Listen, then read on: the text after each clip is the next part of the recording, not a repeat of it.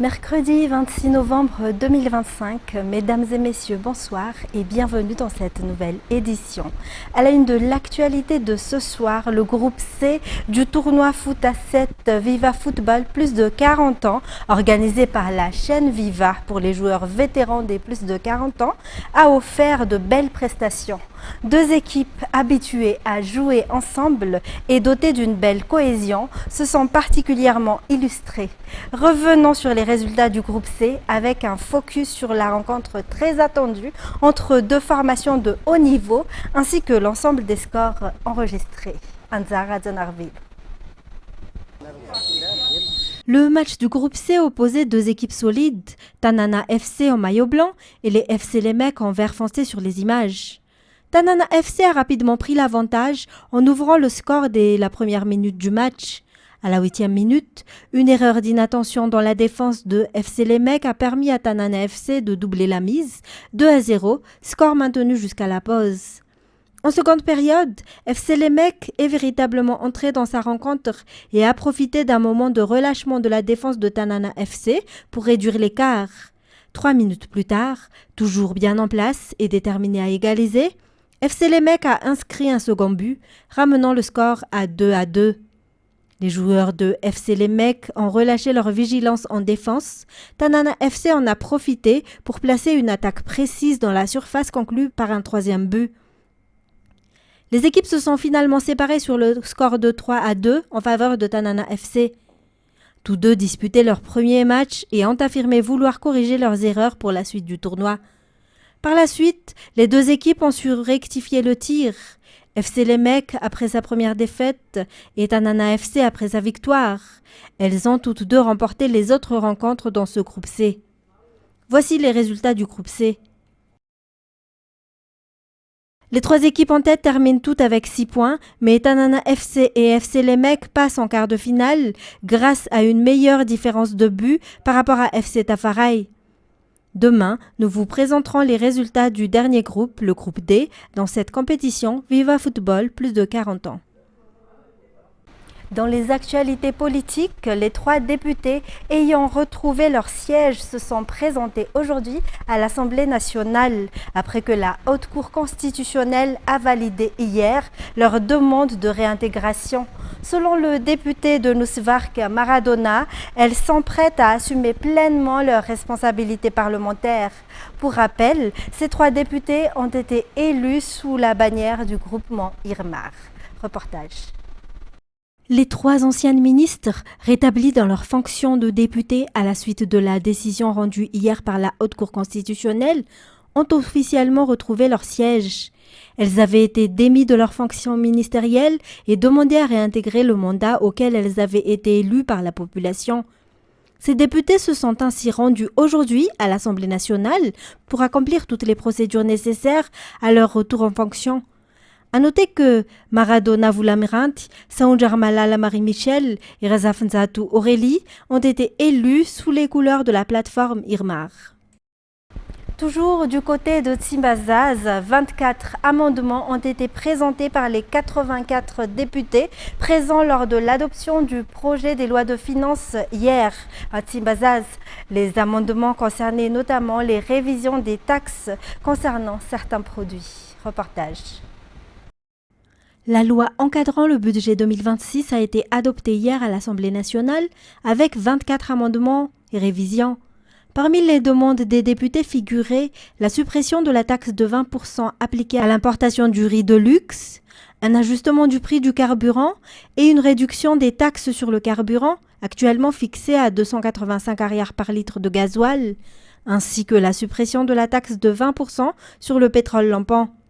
S'y ajoute également la réduction des taxes sur les engrais et sur les équipements nécessaires à la production d'énergie. Cependant, la suppression de ces taxes entraînera un manque à gagner dans les recettes de l'État. Pour compenser, le ministre de l'Économie et des Finances a annoncé un renforcement de la lutte contre les fraudes fiscales et douanières, une démarche qui est de longue haleine et dont les résultats demeurent hypothétiques. L'examen du projet de loi sur le budget 2026 s'est déroulé pendant 2 jours à Tsimbazaz et l'adoption a eu lieu hier.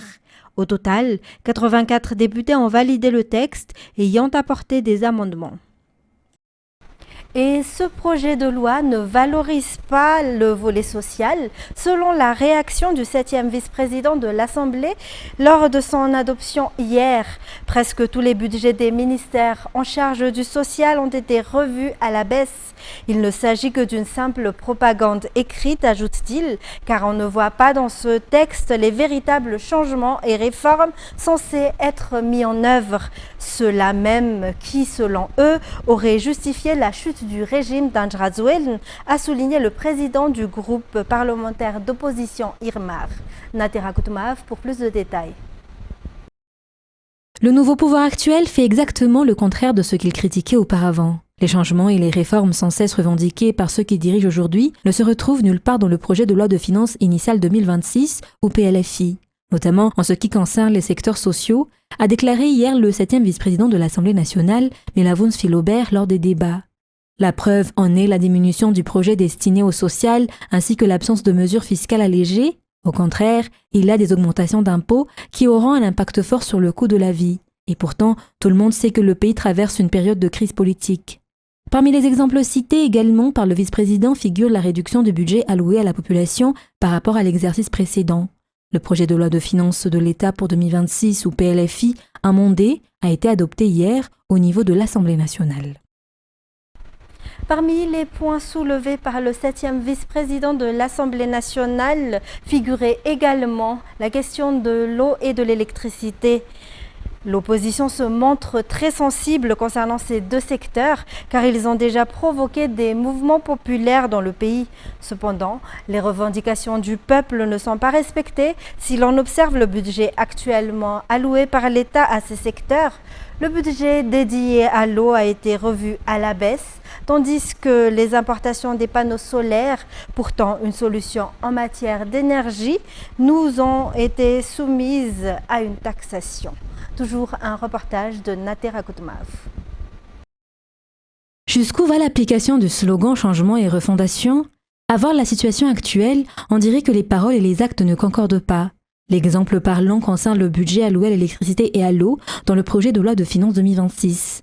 Le président de l'opposition à l'Assemblée nationale souligne que c'est le manque d'électricité et d'eau qui a fait s'effondrer le précédent régime et que ce sont donc ces secteurs que le pouvoir actuel aurait dû placer en priorité puisque le peuple attend des changements. Or, ce n'est pas le cas. Au lieu d'apporter des solutions, l'exécutif apporte au peuple de nouveaux problèmes. Ce vice-président confirme également qu'en plus de l'électricité désormais taxée, le secteur de l'eau n'a pas été considéré comme prioritaire par le pouvoir actuel, son budget ayant même été réduit. Celui qui vivra verra, dit-on. Ce que l'on voit, c'est que le peuple malagasy subira concrètement les conséquences de ces décisions présentées comme une refondation et un changement, si l'on se réfère au projet de loi de finances 2026. À l'ère du numérique où nous vivons, presque tout le monde enregistre désormais ses informations personnelles dans son téléphone ou sur divers appareils numériques. Mais ces données nécessitent une protection face à l'essor technologique qui comporte aussi des aspects négatifs, notamment la cybercriminalité, permettant aux malfaiteurs d'accéder ou même de voler ces informations. Aujourd'hui, pour faire face à ce phénomène, les acteurs du secteur des télécommunications mettent en place des stratégies de prévention contre les attaques informatiques, que ce soit pour les particuliers ou les entreprises. Natera Koutoumav, Zara Ndjiansu et Sech Ndjianab. Nous vivons dans une période marquée par une forte avancée technologique, un progrès qui simplifie considérablement le quotidien des gens. Beaucoup choisissent désormais de stocker toutes leurs informations dans leur téléphone ou leur appareil numérique. Cependant, cette facilité comporte aussi des risques. Les outils utilisés ne sont pas toujours sécurisés à 100% sans mesure de protection, alors même que la cybercriminalité évolue au même rythme que la technologie.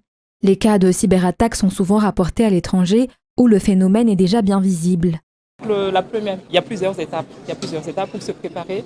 Donc la première chose, c'est déjà être conscient de toutes les menaces. D'accord ? Parce que notre objectif dans la partie cybersécurité, c'est de protéger ce qu'on a déjà. Ce qu'on a, un système d'information antique, un données antique, un service, c'est ce qui est précieux. Donc il faut être conscient. Après, il faut déployer une stratégie. Donc il y a une stratégie BDABIAM, cybersécurité, mais c'est la prévention, une détection, interview, pouvoir se rétablir après un incident. D'accord? Donc, il faut être prêt, il faut qu'on ait une stratégie, il faut qu'on on soit outillé. C'est précisément pour cela que la protection est essentielle, même si les cas sont encore peu nombreux à Madagascar, selon les explications. Les acteurs des télécommunications à Madagascar se préparent ainsi et protègent leurs clients à travers diverses mesures de prévention. Les entreprises disposant de bases de données en ligne sont concernées, tout comme les particuliers. Donc, pour se protéger des attaquants et de toutes les menaces en cybersécurité, la première chose à faire, il faut se préparer. Donc, il faut se préparer. Et dans le cadre de cette journée, notre objectif, c'est de vous transmettre le maximum d'outils, de méthodes pour vous préparer, pour que nos clients business, pour les participants, puissent avoir une clé en main à appliquer chez eux. Donc la première chose à faire, c'est se préparer. Il est reconnu que les cybercriminels peuvent causer d'importants dommages aux entreprises comme à la vie personnelle des individus si des précautions, une protection ou des mesures de prévention ne sont pas mises en place. Dans les actualités également, tous les employés de la SMA, Société municipale d'assainissement, ont désormais repris le travail après la grève qu'ils avaient menée. Une rencontre a eu lieu hier en fin d'après-midi entre le maire Arlal Ramanantsou et les employés de la SMA. À la suite de cet échange, l'ensemble des employés ont repris leur poste. Avant cela, une partie du personnel, notamment sur le site d'Anjalanch, où l'activité avait déjà repris à 100%, avait déjà recommencé à travailler.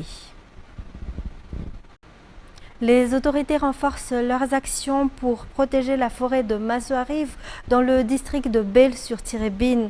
Après plusieurs constats d'occupation illégale et d'activités menaçant l'environnement, une nouvelle opération a été menée sur le terrain. Les équipes poursuivent leur mission entre expulsion, démolition d'installations illicites et actions de sensibilisation. Un reportage de Mirvoulet Firal. L'inspection de la forêt et l'expulsion des personnes installées illégalement à l'intérieur de la forêt de Masoarive à Bale-sur-Tirébine se poursuit. Les interventions ont été menées dans les Fouktan Souatanbar, Souanaourn, commune de Masoarive, district de Bale-sur-Tirébine. Des habitations érigées illégalement au cœur de la forêt ont été découvertes et ont dû être démolies. Du maïs et des arachides cultivés par ses occupants et dont la production constitue la cause principale de la destruction de la forêt ont également été saisis sur place. Outre l'expulsion des personnes installées illégalement, les responsables ont sensibilisé la population sur l'importance de la protection de la forêt. À noter qu'un départ de feu s'est également déclaré dans la zone forestière de Souanaourn durant le passage de l'équipe d'inspection, mais le sinistre a rapidement été maîtrisé grâce à une intervention collective. Un effondrement de maisons ayant causé un décès s'est produit hier vers 20h à Marbib-Fiumbunan, district d'Atimjan. À cause de fortes pluies abondantes et continues, un mur situé en hauteur s'est écroulé sur le mur d'une maison en contrebas, provoquant une fissuration, puis l'effondrement de la paroi, conséquence de l'infiltration et de la pression de la boue sur le mur qui s'est affaissé. Cet accident a entraîné la mort d'une femme de 24 ans, une employée de maison qui dormait dans une pièce servant également de cuisine. La maison a été partiellement détruite, tout le mobilier et les équipements ont été endommagés et 6 locataires se retrouvent désormais sans abri. Voilà pour les actualités locales. Passons à présent aux actualités internationales. Les frappes russes endommagent de nouveau les infrastructures énergétiques ukrainiennes, systématiquement visées, alors que la population se prépare à un nouvel hiver marqué par les coupures de courant, de gaz et d'eau. Quand l'électricité est rétablie, elle ne peut pas couvrir tous les quartiers en même temps. France 24. Voici à quoi ressemble Kiev une fois la nuit tombée depuis le début du mois d'octobre. Les frappes russes sur les infrastructures énergétiques provoquent des coupures de courant. Quand l'électricité est rétablie, elle ne peut pas alimenter tous les quartiers en même temps. Alors à l'approche d'un nouvel hiver, chacun s'organise, comme Nitro. Grâce à une batterie de secours qu'il cache dans un placard, il peut vivre à peu près normalement. Avant d'installer ça, c'était très dur. Pourtant, depuis le début de la guerre, mon cerveau s'est habitué à l'obscurité. Les coupures de courant font partie de notre quotidien. Mais l'hiver, sans chauffage, c'est vraiment plus compliqué. À un autre étage, Nitro donne des cours de danse quand c'est possible. Ce soir-là, ses élèves ont pu en profiter. Le courant a été rétabli à temps. Les coupures d'électricité se font davantage sentir quand on habite au-delà du 15e étage. Quand ça arrive, on ne voit plus rien. On est dans le noir et il fait très froid. Un peu de lumière, cet autre habitant de Kiev en a aussi. Chez lui, Volodymyr est plutôt bien équipé en cas de panne. Il a un groupe électrogène à essence et des ampoules qui fonctionnent avec des piles. Mais aujourd'hui, il est plus inquiet que d'habitude. L'hiver s'annonce très rude, alors il vaut mieux faire des économies d'énergie et de chauffage. Il faut pourtant pouvoir alimenter le réfrigérateur et les radiateurs. Avoir Internet et un téléphone portable en état de marche, c'est moins important, surtout quand les ressources du pays se raréfient. Près de Kiev, une centrale thermique. Elle a presque été entièrement détruite par un bombardement russe il y a 10 jours. La remettre en état de marche prendra du temps, même pour des ouvriers aguerris et habitués à réparer ce que l'ennemi cible volontairement. Les Russes veulent nous punir, mais nous, on n'est jamais découragés. C'est comme si on devait monter une pierre sur une colline. On va arriver à reconstruire. Une autre centrale électrique est visée par une frappe russe. Depuis 2 mois, jamais l'Ukraine n'avait subi autant d'attaques sur les structures énergétiques vitales au pays. Et le président américain Donald Trump est revenu hier sur la date butoir qu'il avait fixée à l'Ukraine pour qu'elle accepte les propositions américaines en vue d'un accord de paix avec la Russie. Son émissaire spécial Steve Witkoff doit se rendre à Moscou la semaine prochaine pour discuter avec le président russe Vladimir Poutine, a dit le président américain. France 24. À bord de son avion Air Force One, Donald Trump relâche la pression sur l'Ukraine. Fini la date butoir fixée à ce jeudi pour accepter le plan de paix américain. Le président annonce une probable visite de son émissaire Steve Witkoff à Moscou pour rencontrer Vladimir Poutine. Si Steve Witkoff se rend en Russie la semaine prochaine, cela signifie-t-il que la date limite de Thanksgiving pour l'Ukraine n'est plus valable? On verra bien. Ils ont fixé une date et ce sera dans un futur proche. Je n'ai pas de date limite. Vous savez quelle est ma date limite? Quand ce sera fini? Selon le président américain, les négociations avanceraient bien avec la Russie et l'Ukraine. Moscou aurait accepté certaines concessions sans en préciser la nature, alors même que le plan initial en 28 points était jugé très favorable à la Russie. De son côté, Volodymyr Zelensky s'est dit prêt à aller de l'avant avec le plan américain, même s'il note des points sensibles dont il souhaite discuter avec Donald Trump. Je compte sur une coopération active supplémentaire avec la partie américaine et avec le président Trump. Beaucoup de choses dépendent de l'Amérique, parce que la Russie accorde la plus grande attention à la force américaine. Parmi ces points de blocage, la question des concessions territoriales reste centrale. Le plan américain initial prévoyait que Kiev cède les territoires actuellement occupés par la Russie, notamment le Donbass et la Crimée. Cette mention aurait été mise entre parenthèses dans la dernière version de l'accord selon plusieurs médias américains et britanniques. Elle devrait désormais être abordée directement entre les deux présidents. Et puis l'ex-président brésilien d'extrême droite Jair Bolsonaro a commencé mardi à purger une peine de 27 ans de prison, moins de 3 mois après sa condamnation historique pour tentative de coup d'État contre son rival Lula. L'ancien chef de l'État, 70 ans, avait durant son mandat défié les institutions de la plus grande démocratie d'Amérique latine. France 24. Il a tenté de nombreux recours, mais il n'échappera pas à la case prison. Jair Bolsonaro purgera sa peine dans ce complexe de la police fédérale de Brasilia. C'est une absurdité humanitaire qu'il se trouve ici, au siège de la police fédérale. Je le répète, il devrait au moins être soigné, car la loi le lui garantit en raison de son âge et de ses pathologies. C'est cruel et cela représente un risque très important pour sa santé et pour sa vie. Diagnostiqué récemment d'un cancer de la peau, l'ancien président du Brésil souffre aussi des séquelles d'un attentat à l'arme blanche subi en 2018. Jusqu'à samedi dernier, il était assigné à résidence, mais les juges redoutent désormais une fuite à l'étranger. après sa tentative de brûler son bracelet électronique avec un fer à souder. Jair Bolsonaro a dans un premier temps dit avoir agi par curiosité avant de plaider la paranoïa. Les médecins eux-mêmes affirment que la combinaison des médicaments qu'il a pris a pour effet secondaire une confusion mentale. Donc s'il avait voulu s'échapper, il n'aurait pas essayé d'ouvrir la boîte. Il aurait coupé le bracelet électronique avec des ciseaux et serait parti comme un... Il aurait affronté tout l'appareil de sécurité policière qui entoure sa maison 24 heures sur 24. Jair Bolsonaro a été condamné à 27 ans de réclusion pour tentative de coup d'État. Un projet qui prévoyait jusqu'à l'assassinat du président Lula, selon l'accusation. Les avocats de l'ancien président ont annoncé déposer un nouveau recours. Ainsi s'achève cette édition. Mesdames et messieurs, merci à vous de l'avoir suivi. Rendez-vous dès demain pour de nouvelles actualités. Au revoir et passez une excellente soirée sur Viva.